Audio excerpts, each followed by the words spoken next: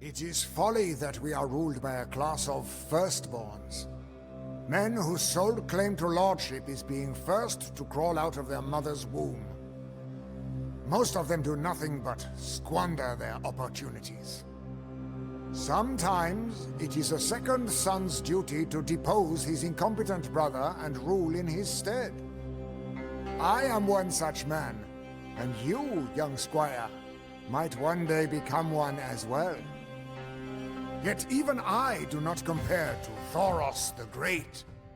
The second son of the Cilician Armenian king, Thoros supplanted his older brother and became the heir of his father's kingdom. Yet it was a frail inheritance, as the Byzantine Empire had its sights set on the realm. The Byzantines still nurtured the vain Roman dream of ruling all of the Mediterranean. And Cilician Armenia, weak and divided after years of internal strife, was an easy target. The Byzantines took the kingdom easily, and threw Thoros and his father into the deepest dungeon in Constantinople. It is said that the Cilician Armenian king was brutally executed on the emperor's orders. But Thoros was not his father. Using the charisma that the latter had sorely lacked, he managed to sway his captors into postponing his death.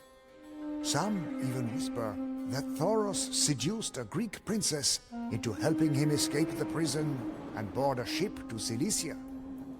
Having met the persuasive man on a few occasions, I am inclined to believe that the stories are actually true.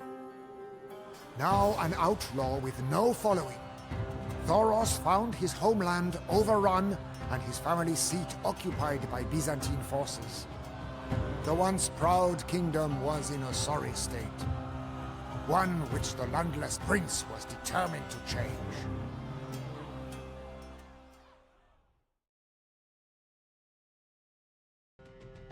Thoros must have felt invincible as he and his brothers raised the fearless lion banner of his Rubinid dynasty atop the battlements of Vaca Castle. Against all odds, he had managed to liberate a sliver of his lost homeland. The Byzantine emperor was humiliated. Fuming with rage, he dispatched his agents to contact the Hethumids, old rivals of Thoros' family. Just as the emperor had hoped, Cilicia plunged into civil war as the two families vied for control of the kingdom. The Hethumid-Rubinid conflict painted the Taurus Mountains red with blood. But this was only a prelude to the greater slaughter ahead. The Byzantine emperor pounced on the weakened kingdom, leading 12,000 soldiers into Cilicia. To Thoros' dismay, many nobles who had once sworn fealty to him deserted and joined the Byzantine invaders. Spurred on by his brother Malay, Thoros tried to broker a truce, but received only mockery in reply. "We will grind your petty kingdom into dust and gut you like your squealing oaf of a father," laughed the Byzantines. Most rulers would have crumbled in the face of such adversity, but Thoros was no ordinary man.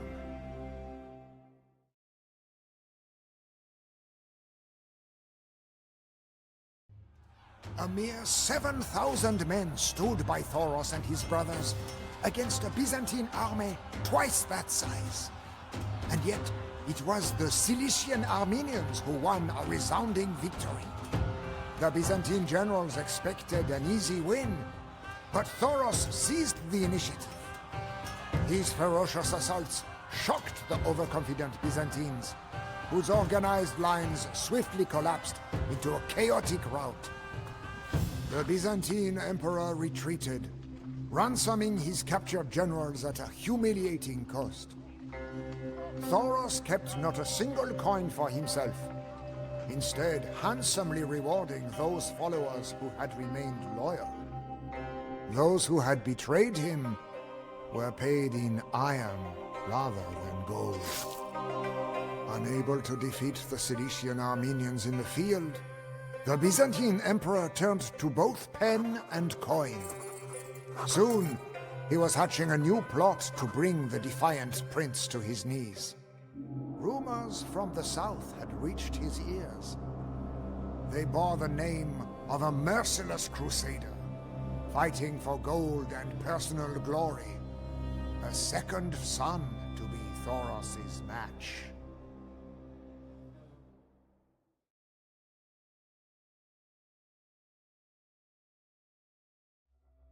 Many crusaders who set out for the Holy Land truly believed that they were guided by the shining light of the Lord. The less gullible among us, however, knew the source of that alluring light not to be God, but rather the gold awaiting us in the infidels' coffers.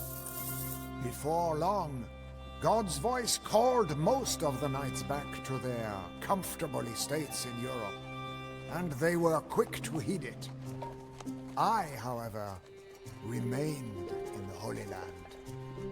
A second son like Thoros, I had no great inheritance waiting for me in France. Just as Thoros refused to kneel before his emperor, I had no desire to serve the master of any knightly order. I set out to make a name for myself. My knights ravaged the Saracen trade routes in the Arabian desert, even raiding the holy cities of Medina and Mecca. I played by my own rules, to the ire of my Christian brothers. They called me a barbarian and a bandit. But what do I care about the opinions of lords who wage war from the safety of their castles? When an infidel mother tells horror stories to frighten her children into behaving, it is not of them that she speaks, but of me, Reynald de Chatillon, the fiend of the cross. This fearsome reputation drew the Byzantine emperor's interest. Thoros was quarreling with the Knights Templar over a fortress on his southern border, and the emperor asked me to intervene. I was conflicted. You see, to the east, the Seljuk Turks were a flock of vultures eagerly waiting for us to turn on each other, and the emperor was walking right into their trap. But in the end, his gold outweighed my doubts.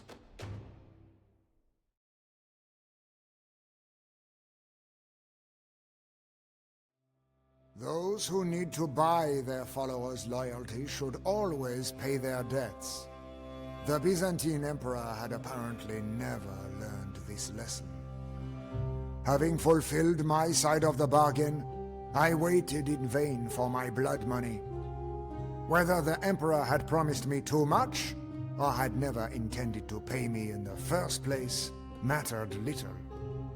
He had broken his contract with the so-called bandit that he had hired, and I was all too willing to uphold that reputation. If I am not given what I am due, I will take it by force. In that respect, Thoros and I were much alike.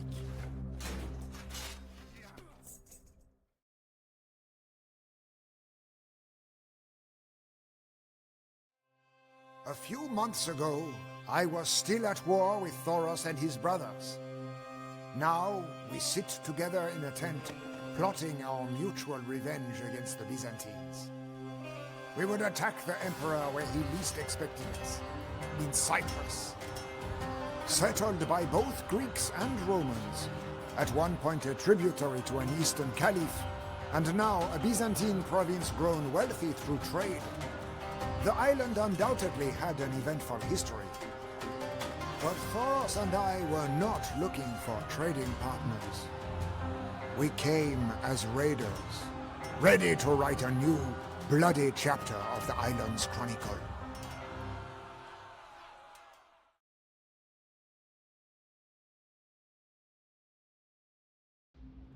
For 3 weeks, Cyprus suffered under our blades and torches. Those who think me a ruthless tyrant should have seen Thoros' soldiers. Years of Byzantine misdeeds had forged these men into vengeful marauders, who now took their vengeance on the Emperor's Cypriot subjects. Only when rumors reached us of a newly constructed Byzantine fleet sailing towards us did we abandon the raid. But not before ransoming the surviving Cypriots. Thoros and I laughed and reveled together on the lower deck of our ship, surrounded by loot. We had plundered so much gold that I feared the weight would capsize our ship.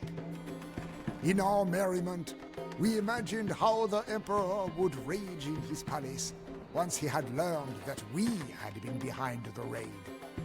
Yet, despite our success, I noted a weariness in Thoros' eyes. He had seen decades of fighting, and it seemed as though he would see decades more. What would have been a blessing to a warrior like myself weighed on him like a curse. I could not help but wonder if the strain would one day become too much for him to bear.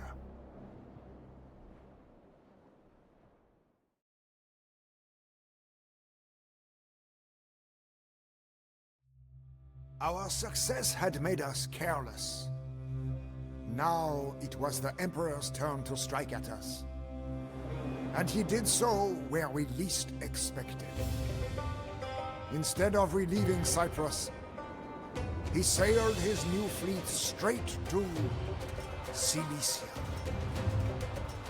The Byzantines landed on the Cilician shoreline and besieged the coastal city of Tarsus, which Thoros had only recently seized. The prince hastened back to save his homeland, and I pledged to send my knights to his aid. Yet, secretly, I wondered if I had backed the wrong horse. When the Emperor's envoys arrived in my camp, each pile of gold that they presented added weight to my initial doubts, until I was fully convinced of my error. Apparently, Thoros' relatives had the same reservations, and they too were convinced by the Byzantines' impeccable logic. They were hopeless traitors, siding with whomever offered them the most gold. Then again, in that respect, we were much alike.